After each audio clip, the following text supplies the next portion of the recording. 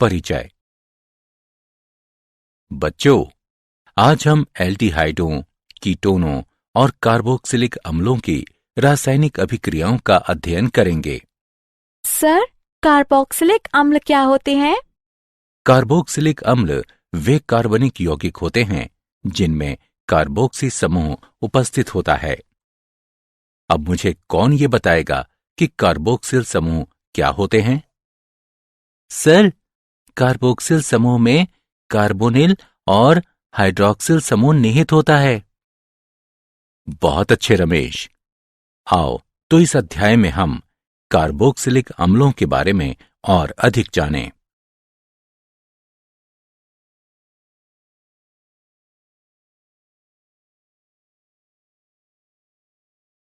उद्देश्य। इस पाठ के अंत में आप निम्न करने में सक्षम हो जाएंगे। एल्डिहाइडों और कीटोनों की रासायनिक अभिक्रिया का वर्णन करना, एल्डिहाइडों और कीटोनों के उपयोग को समझाना, कार्बोक्सिल समूह के नामकरण और संरचना को समझाना, कार्बोक्सिल समूहों के विरचन की विधि बताना, कार्बोक्सिलिक अम्लों के भौतिक गुणों का एक संक्षिप्त विवरण देना, कार्बोक्सिलिक अम्लों के रासायनिक गुणों का वर्णन करना और कार्बोक्सिलिक अम्लों के उपयोगों का उल्लेख करना।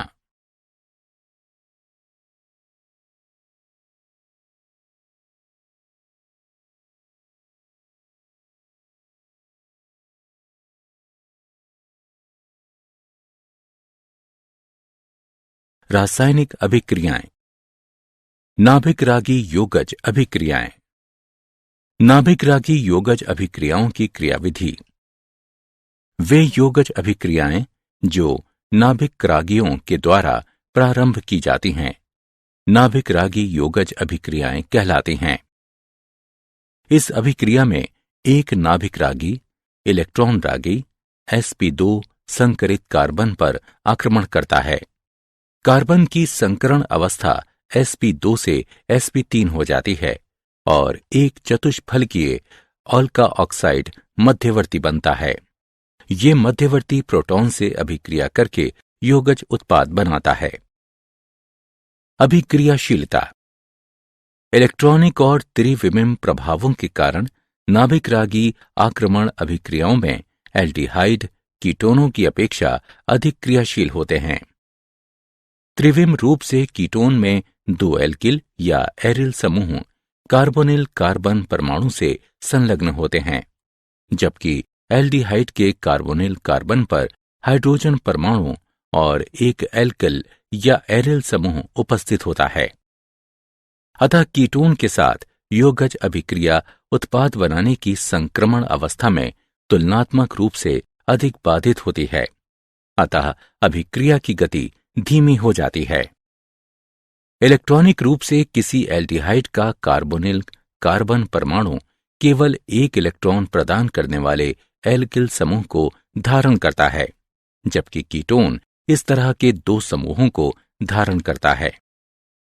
अतः एल्डिहाइड का कार्बोनिल कार्बन परमाणु तुलनात्मक रूप से अधिक निर्बल इलेक्ट्रॉन ग्राही होता है और एक नाभिक रागी को आकर्षित करने की प्रबल प्रवृत्ति को प्रदर्शित करता है। नाभिक रागी योगज और नाभिक योगज विलोपन अभिक्रियाओं के कुछ महत्वपूर्ण उदाहरण। हाइड्रोजन साइनाइड का संयोजन। शुद्ध HCN के साथ ये अभिक्रिया बहुत धीमी गति से होती है, अतः ये क्षार के द्वारा उत्प्रेरित की जाती है। जनित साइनाइड आयन प्रबल नाभिक स्नेही होता है और ये एल्डिहाइडों और कीटोनों के कार्बोनिल समूह से संयोजित होकर साइनोहाइड्रिन यौगिक का निर्माण करता है। सोडियम हाइड्रोजन सल्फाइड का संयोजन। एल्डिहाइडों और कीटोनों की सोडियम हाइड्रोजन सल्फाइड के सांद्र विलयन के साथ अभिक्रिया कराने पर ये बाइसल्फाइड के योगज उत्पाद बनाते हैं। एल्कोहलों का संयोजन। एल्डिहाइड शुष्क हाइड्रोजन क्लोराइड की उपस्थिति में एल्कोहलों के साथ अभिक्रिया करता है। पहले हेमी एसिटेल बनते हैं जो अल्कोहल के दूसरे मोल से अभिक्रिया करके स्थायी एसिटेल बनाते हैं। कीटोन अल्कोहल से सीधी अभिक्रिया नहीं करते, पर एकांतर विधि के द्वारा कीटल का विरचन किया जा सकता है। कीटोन एथिलीन ग्लाइकॉल से हाइड्रोक्लोरिक गैस की उपस्थिति में अभिक्रिया करके जल और एथिलीन ग्लाइकॉल कीटल का निर्माण करते हैं।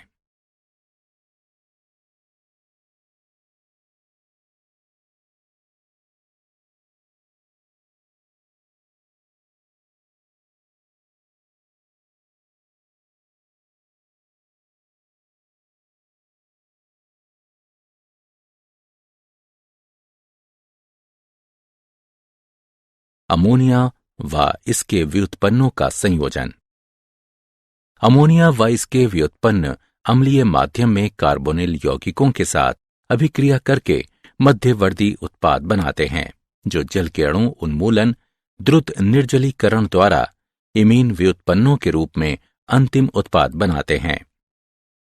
Z बराबर alkyl aryl OH NH2 C6 H5 NH NH CO NH2 हो सकता है।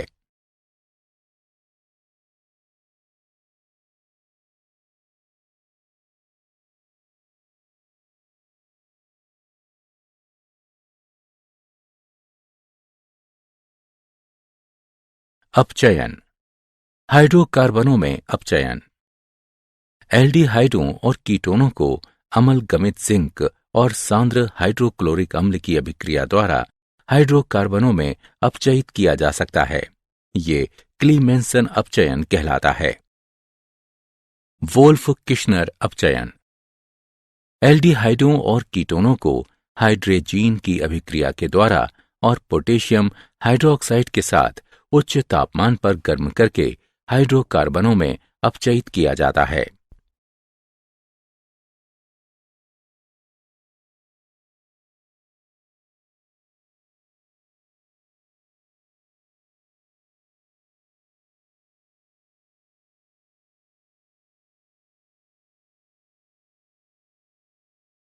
ऑक्सीकरण। एल्डिहाइडों को सरलता से उन कार्बोक्सिलिक अम्लों में ऑक्सीकृत किया जा सकता है जिनमें कार्बन परमाणु की संख्या मूल एल्डिहाइड के बराबर होती है। एल्डिहाइड आसानी से ऑक्सीकृत हो जाते हैं क्योंकि इनके कार्बोनिल समूह में हाइड्रोजन परमाणु की उपस्थिति के कारण ये बिना किसी आबंध विदलन के OH समूह में परिवर्तित हो जाते हैं। अतः एल्डिहाइड केवल प्रबल ऑक्सीकारक कर्मक जैसे पोटेशियम परमैंगनेट और पोटेशियम डाइक्रोमेट के द्वारा ही ऑक्सीकृत नहीं होते, अपितु ये मूलभूत स्थितियों में मृदु ऑक्सीकारक कर्मक जैसे Ag2+ और Cu2+ आयनों के द्वारा भी ऑक्सीकृत किए जा सकते हैं। कीटोन का ऑक्सीकरण प्रबल परिस्थितियों में होता है। प्रबल ऑक्सीकारक कर्मक जैसे अम्लीकृत पोटेशियम डाइक्रोमेट विलयन या एल्केलाइन पोटेशियम परमैंगनेट और उच्च ताप पर की आवश्यकता होती है। कीटोन के ऑक्सीकरण के परिणाम स्वरूप जो कार्बोक्सिलिक अम्ल बनाता है उसमें कार्बन परमाणु की संख्या मूल कार्बोनिल यौगिक के कार्बन परमाणुओं की संख्या से कम होती है।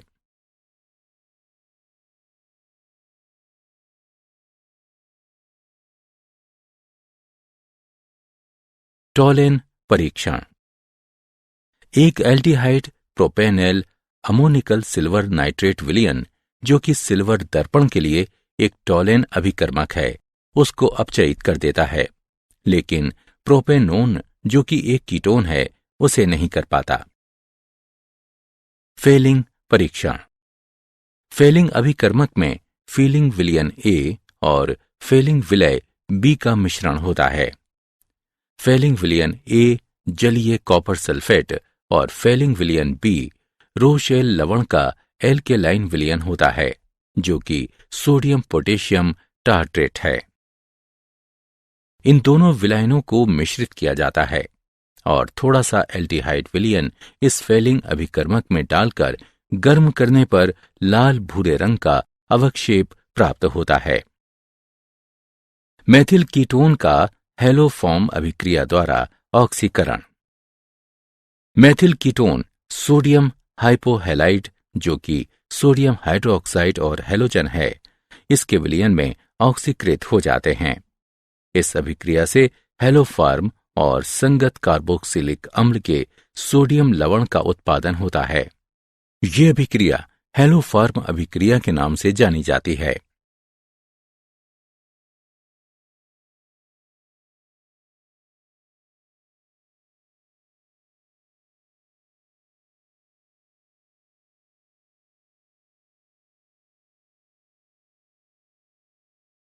अल्फा हाइड्रोजन के कारण अभिक्रियाएं।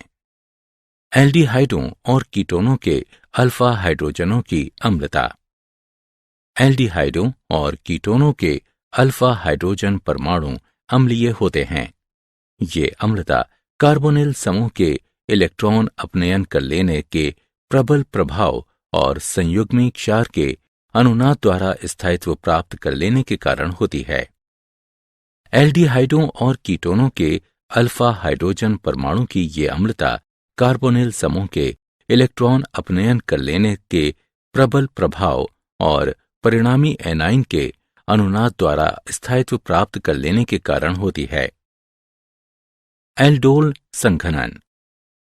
जिन एल्डिहाइड और कीटोन में कम से कम एक अल्फा हाइड्रोजन विद्यमान रहता है, वे तनु क्षार जैसे तनु सोडियम हाइड्रोक्साइड, सोडियम कार्बोनेट आदि की उत्प्रेरक की तरह उपस्थिति में एक अभिक्रिया के द्वारा हाइड्रोक्सी एल्डिहाइड या कीटोन एल्डिहाइड प्रदान करते हैं। इन्हें एल्डोल कहा जाता है। इस अभिक्रिया को एल्डोल अभिक्रिया कहते हैं। तनु सोडियम हाइड्रोक्साइड की उपस्थिति में एथेनॉल संघनित होकर तरल द्रव का निर्माण करती है, जिसे एल्डोल कहते हैं। गर्म करने पर एल्डोल जल को निष्कासित कर असंतृप्त यौगिक बनाता है। बेरियम हाइड्रोक्साइड की उपस्थिति में प्रोपेनोन कीटोल देता है। गर्म करने पर कीटोल जल को निष्कासित कर असंतृप्त यौगिक बनाता है।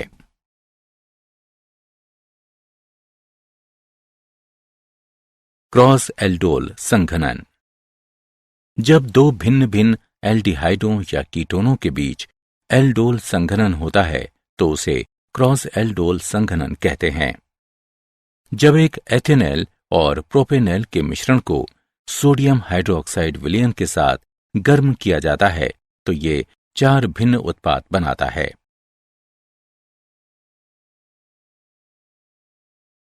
अन्य अभिक्रियाएं। कैनिजारो अभिक्रिया। ऐसे एल्डिहाइड जिनमें कोई अल्फा हाइड्रोजन परमाणु नहीं होता, सांद्र क्षार की उपस्थिति में गर्म करने पर स्व ऑक्सीकरण व अपचयन के द्वारा एल्कोहल और कार्बोक्सिलिक अम्ल के लवण का मिश्रण बनाते हैं। ये अभिक्रिया कैनिजारो अभिक्रिया कहलाती है। फॉर्मेल्डिहाइड सांद्र पोटेशियम हाइड्रोक्साइड से अभिक्रिया करके मेथेनॉल और पोटेशियम फॉर्मेट उत्पन्न करता है। बेंजल्डिहाइड सांद्र सोडियम हाइड्रोक्साइड से अभिक्रिया करके बेंजिल एल्कोहल और सोडियम बेंजोएट बनाता है। इलेक्ट्रॉन रागी प्रतिस्थापन अभिक्रियाएं। बेंजल्डिहाइड में एल्डिहाइडिक समूह वलय निष्क्रियक और मेटा निर्देशक समूह है, अतः इलेक्ट्रॉन रागी प्रतिस्थापन की दर बेंजीन में प्रतिस्थापन की दर से मंद होती है। बेंजल्डिहाइड क्लोरीन और फेरिक क्लोराइड विलयन से अभिक्रिया करता है और मेटा क्लोरो बेंजल्डिहाइड और हाइड्रोक्लोरिक अम्ल बनाता है। 40% फॉर्मेल्डिहाइड के विलयन को, जिसे फार्मोलिन कहा जाता है, इसे जैविक नमूनों के परिरक्षण में और बेकेलाइट के विरचन में उपयोग में लाया जाता है। एसीटैल्डिहाइड को एसिटिक अम्ल, एथिल एसीटेट, वाइनिल एसीटेट, बहुलकों और औषधियों के निर्माण में उपयोग में लाया जाता है। बेंजल्डिहाइड का उपयोग सुगंध और रंजक उद्योग में किया जाता है। एसीटोन और एथिल मेथिल कीटोन सामान्य औद्योगिक विलायक हैं।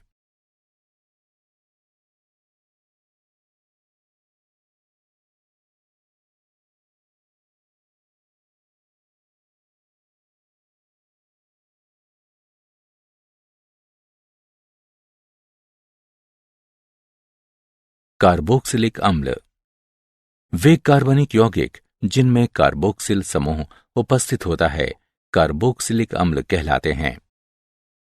कार्बोक्सिल समूह कार्बोनिल और हाइड्रोक्सिल समूह से मिलकर बना होता है, अतः इसका नाम कार्बोक्सिल दिया गया है। कार्बोक्सिल समूह के एलिफेटिक एल्किल श्रृंखला या एरिल समूहों में जुड़ने के आधार पर कार्बोक्सिलिक अम्ल एलिफेटिक या एरोमेटिक हो सकते हैं।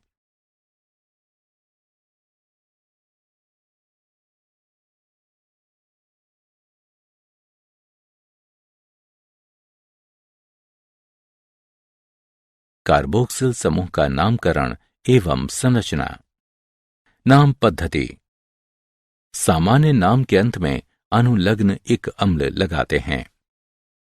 सामान्य नाम प्राकृतिक स्रोतों के लेटिन या ग्रीक नामों से व्युत्पन्न होते हैं।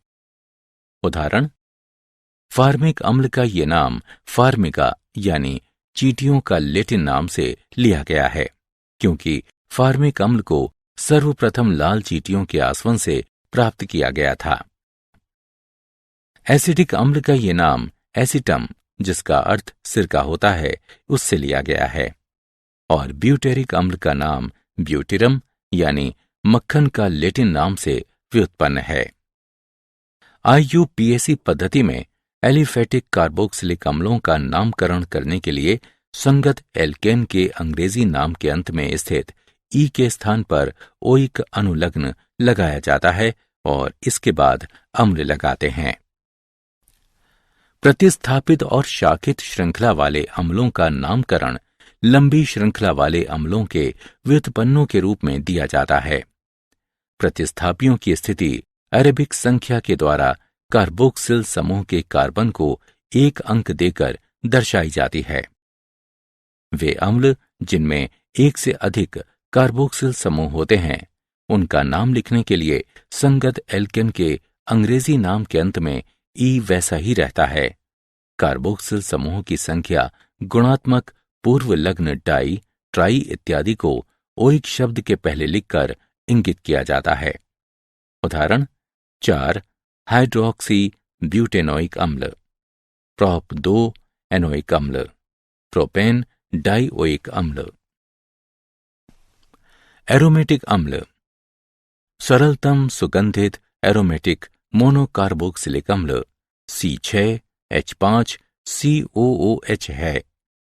इसका नाम बेंजोइक अम्ल है।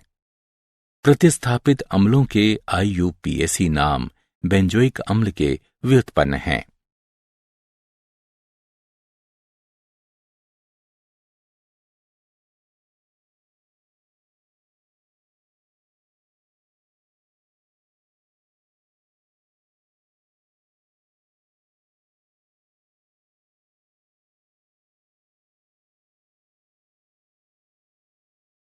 कार्बोक्सिल समूह की संरचना।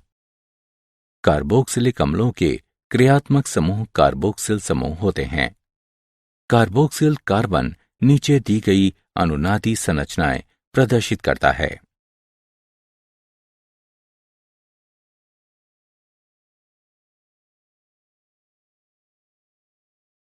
कार्बोक्सिलिक अम्लों के विरचन की विधियां।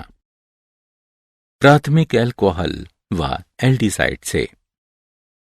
प्राथमिक अल्कोहल और एल्डिहाइड ऑक्सीकरण कर्मकों जैसे क्रोमियम ट्राइऑक्साइड की अम्लीय माध्यम में उपस्थिति के द्वारा ऑक्सीकृत होकर संगत कार्बोक्सिलिक अम्ल बनाते हैं। एक डेकेनॉल अम्लीय माध्यम में क्रोमियम ट्राइऑक्साइड से क्रिया करके डेकेनोइक अम्ल बनाता है। एल्किल बेंजीन से। एरोमेटिक अम्लों को एल्किल बेंजीनों के क्षारकीय पर मैग्नेट द्वारा प्रबल ऑक्सीकरण से विरचित किया जा सकता है। टॉलुइन क्षारकीय माध्यम में पोटेशियम परमैंगनेट से क्रिया करके बेंजोइक अम्ल और जल का निर्माण करते हैं। नाइट्राइल और एमाइड से। नाइट्राइलों को साइनाइड भी कहा जाता है। अम्ल या क्षार की उपस्थिति में साइनाइडों के जल अपघटन से कार्बोक्सिलिक अम्ल बनता है। अम्ल या क्षार की उपस्थिति में एसिटोनाइट्राइलों के जलीय अपघटन के द्वारा एथेनोइक अम्ल बनता है। किसी अम्ल उपस्थिति में प्रोपेनामाइड के जलीय अपघटन के द्वारा प्रोपेनोइक अम्ल और अमोनियम आयन बनता है।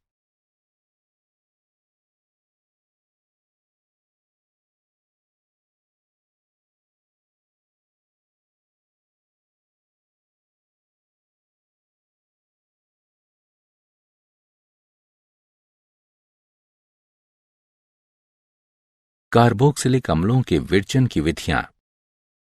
ग्रीनयार अभिकर्मक द्वारा।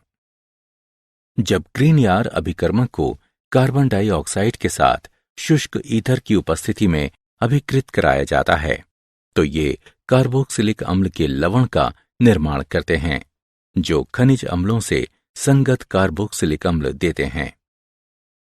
Methyl magnesium bromide carbon dioxide के साथ शुष्क ईथर की उपस्थिति में कार्बोक्सिलिक अम्ल के लवण का निर्माण करते हैं जो बाद में अम्लीकृत होकर एथेनोइक अम्ल और हाइड्रोक्सी मैग्नीशियम ब्रोमाइड का निर्माण करते हैं। एसिल हैलाइड और एनहाइड्राइडों से। अम्ल क्लोराइड जल अपघटित होकर कार्बोक्सिलिक अम्ल बनाता है। एसिटिल क्लोराइड जल अपघटित होकर एसिटिक अम्ल बनाता है। एसिटिक एनहाइड्राइड के जल अपघटन से एसिटिक अम्ल बनता है। एस्टर से। एस्टरों के अम्लीय जल अपघटन से मेथिल बेंजोएट बेंजोइक अम्ल और मेथनॉल बनाता है।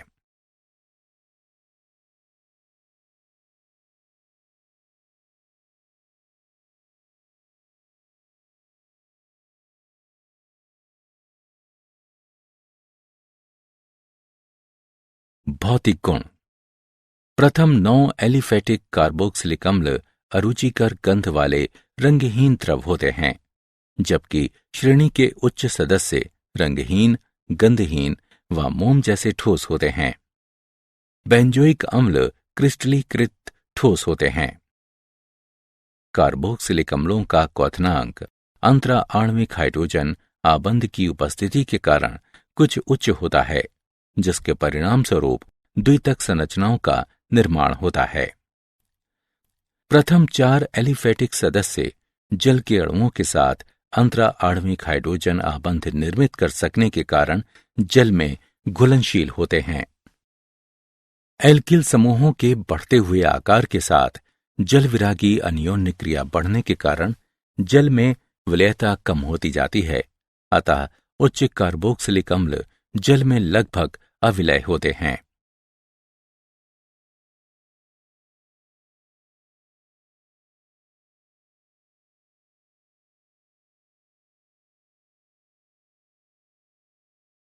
रासायनिक अभिक्रियाएं। अभिक्रियाएं जिनमें OH आबंध का विदलन होता है। अम्लता। धातु और क्षारों के साथ अभिक्रिया। कार्बोक्सिलिक अम्ल सर्वाधिक अम्लीय कार्बनिक यौगिकों में से एक है। ये सोडियम धातु के साथ अभिक्रिया करके हाइड्रोजन गैस मुक्त करते हैं। सोडियम धातु एथेनोइक अम्ल से अभिक्रिया करके सोडियम एसिटेट देती है और हाइड्रोजन गैस मुक्त करती है। बेंजोइक अम्ल क्षार से क्रिया करके लवण और पानी बनाते हैं। एथेनोइक अम्ल कार्बोनेटों से अभिक्रिया करके कार्बन डाइऑक्साइड गैस निष्कासित करते हैं।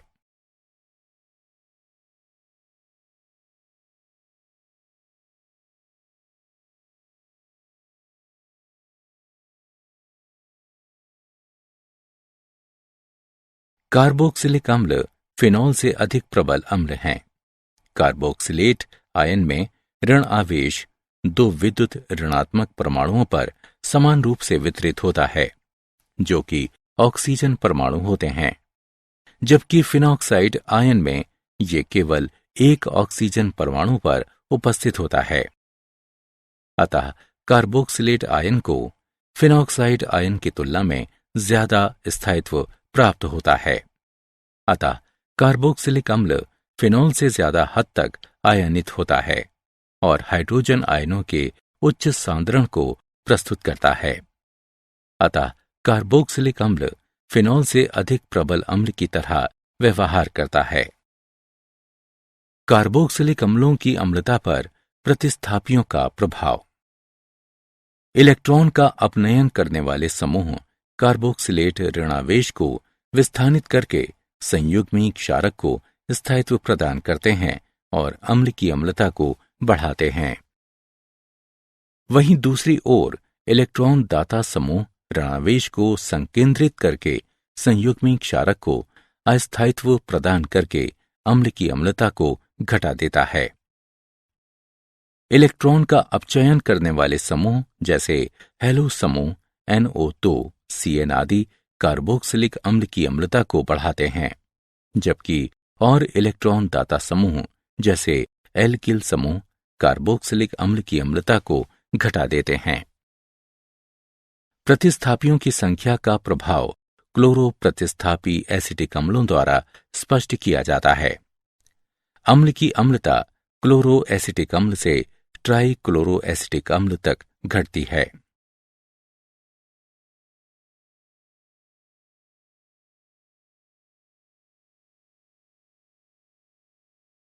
COH आबंध विदलन संबंधी अभिक्रियाएं।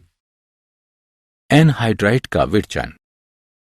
कार्बोक्सिलिक अम्लों को फास्फोरस पेंटाऑक्साइड के साथ गर्म करने पर ये कार्बोक्सिलिक अम्लों के 2 अणुओं से जल के एक अणु के निष्कासन के द्वारा एनहाइड्राइड बनाता है। एस्ट्रीकरण। कार्बोक्सिलिक अम्ल सांद्र सल्फ्यूरिक अम्ल की उपस्थिति में एल्कोहल से क्रिया करके एस्टर बनाता है।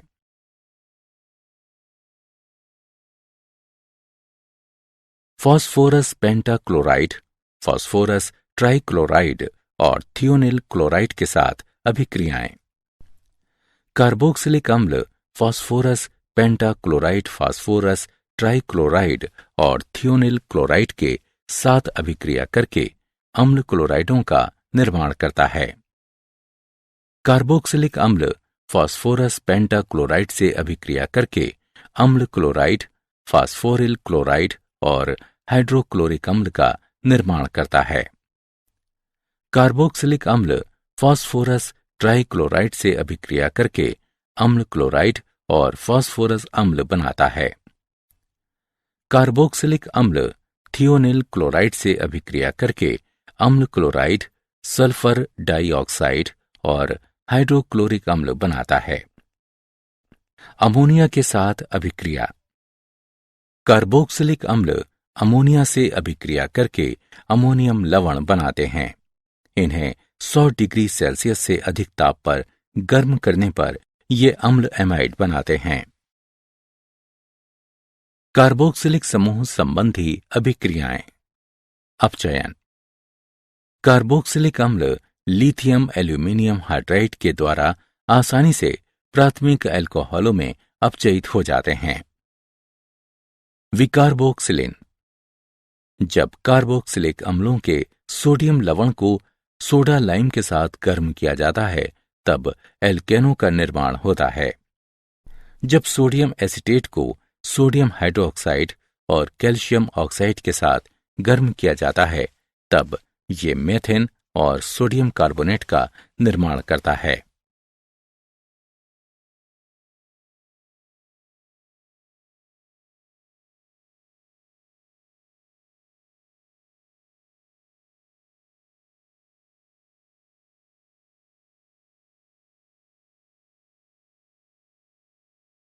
हाइड्रोकार्बन भाग में प्रतिस्थापन अभिक्रियाएं।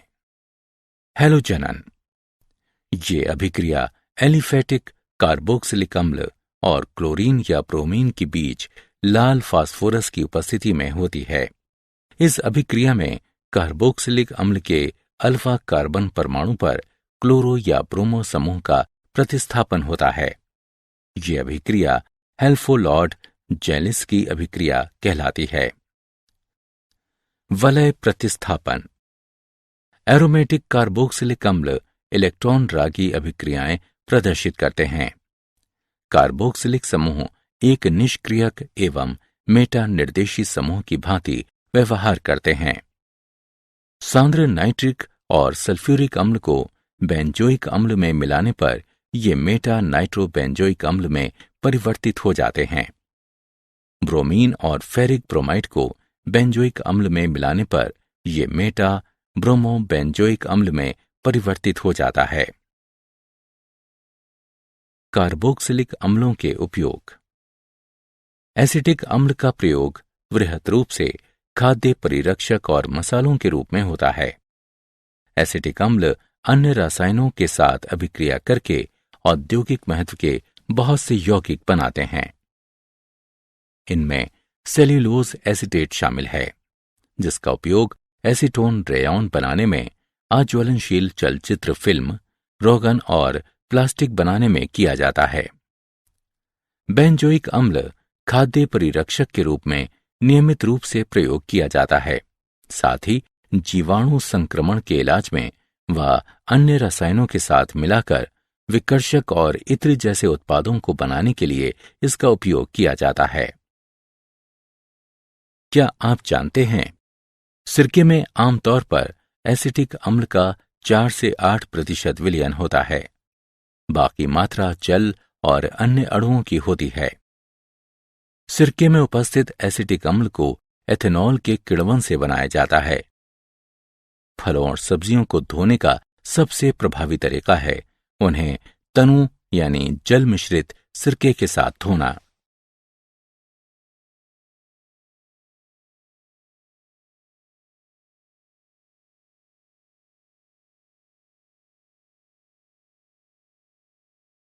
सारांश। आइए हमने जो कुछ भी सीखा है उसे संक्षेप में दोहराएं। वे योगज अभिक्रियाएं जो नाभिक रागियों के द्वारा प्रारंभ की जाती हैं, नाभिक स्नेही योगज अभिक्रियाएं कहलाती हैं। त्रिविम और इलेक्ट्रॉनिक प्रभाव एल्डिहाइडों को कीटोनों की तुलना में नाभिक स्नेही आक्रमण के प्रति अधिक अभिक्रियाशील बनाते हैं। एल्डिहाइड आसानी के साथ ऑक्सीकृत होकर कार्बोक्सिलिक अम्ल बनाते हैं। एल्डिहाइड अमोनिकल सिल्वर नाइट्रेट विलयन को अपचयित कर देता है, जो कि सिल्वर दर्पण के लिए एक टॉलेन अभिकर्मक है। फेलिंग विलयन जलीय कॉपर सल्फेट और सोडियम पोटेशियम टार्ट्रेट, जो कि एक रोशेल लवण है, उसका मिश्रण है। एल्डिहाइडों और कीटोनों के अल्फा हाइड्रोजन परमाणु अम्लीय होते हैं। ये अम्लता कार्बोनिल समूह के इलेक्ट्रॉन अपनयन कर लेने के प्रबल प्रभाव और संयुग्मिक क्षार के अनुनाद द्वारा स्थायित्व प्राप्त कर लेने के कारण होती है। जिन एल्डिहाइड और कीटोन में कम से कम एक अल्फा हाइड्रोजन विद्यमान रहता है, वे तनु क्षार जैसे तनु सोडियम हाइड्रोक्साइड, सोडियम कार्बोनेट आदि की उत्प्रेरक की तरह उपस्थिति में एक अभिक्रिया के द्वारा हाइड्रोक्सी एल्डिहाइड या कीटोन एल्डिहाइड प्रदान करते हैं। इन्हें एल्डोल कहा जाता है। इस अभिक्रिया को एल्डोल अभिक्रिया कहते हैं। जब दो भिन्न भिन्न एल्डिहाइडों या कीटोनों के बीच एल्डोल संघनन होता है तो उसे क्रॉस एल्डोल संघनन कहते हैं। वे कार्बनिक यौगिक जिनके क्रियात्मक समूह कार्बोक्सिल समूह होते हैं, कार्बोक्सिलिक अम्ल कहलाते हैं और कार्बोक्सिल कार्बन अनुनादी संरचनाएं प्रदर्शित करते हैं। कार्बोक्सिलिक अम्लों का क्वथनांक अंतरा आणविक हाइड्रोजन आबंध की उपस्थिति के कारण कुछ उच्च होता है, जिसके परिणाम स्वरूप द्वितक संरचनाओं का निर्माण होता है। एसिटिक अम्ल का प्रयोग वृहद रूप से खाद्य परिरक्षक और मसालों के रूप में होता है। एसिटिक अम्ल अन्य रसायनों के साथ अभिक्रिया करके औद्योगिक महत्व के बहुत से यौगिक बनाते हैं।